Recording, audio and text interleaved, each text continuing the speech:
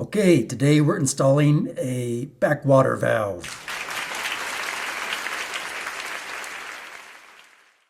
So here's a backwater valve we're installing by Hydromaster, made out of PVC. It's 1.5 inches.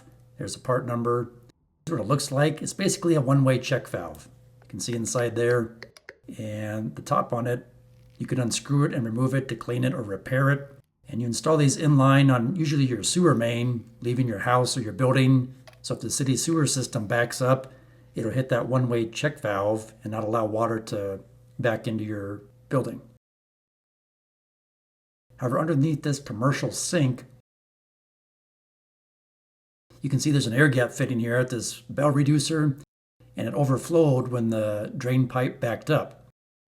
And that air gap is a requirement because that copper drain line goes up to the water heater in the drop ceiling for the pressure temperature relief valve.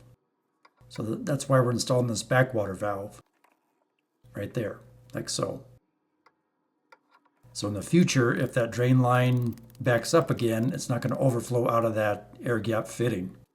It's going to hit that backwater valve and not make a mess on the floor, damage the drywall, etc. So now that I got it measured and cut to the length, I'm going to clean my pipe. It's PVC pipe on both sides.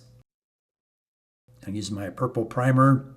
Primer may or may not be required in your area. Check with your local authority having jurisdiction. So that'll clean and soften the PVC and then make the PVC cement adhere better. Get a nice strong chemical bond. There's our PVC cement. It's a medium body. So while the primer is still wet, I gotta make sure I put primer inside the socket fittings here on the backwater valve too. So then I'll take my PVC cement,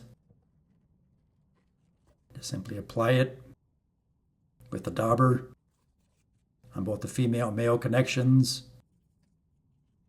And you got to work fairly quickly with PVC cement. And you want to push and hold it together for roughly 30 seconds so it doesn't push apart.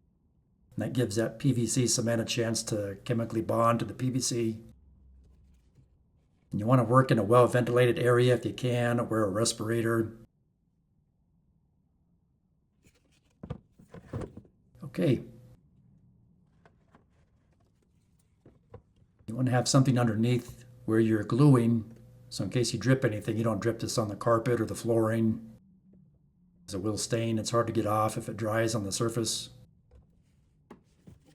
And we'll quickly push this together. I give it a slight turn and twist, like so. Line it up and hold it for about a count of 30 seconds. And make sure you got the arrow pointing toward the drain in the wall, right? So that way water can flow through that P-trap and out the drain from that drain line coming from that water heater up in the drop ceiling. We don't want water, sewer water, back flowing out of that air gap fitting. So now you can see it's a simple solution for this application. Woo! I hope you find this helpful. And now I'd like to tell you about a practical facilities maintenance handbook, available now in ebook and paperback format. It has common facilities documents, tags, signage, resource and training material, as well as common shop equipment drawings that you can use to fabricate shop equipment for your facility. The link for this book is in the video description below. I hope you find this helpful. Please like, share, subscribe, leave me a comment, and thanks for watching.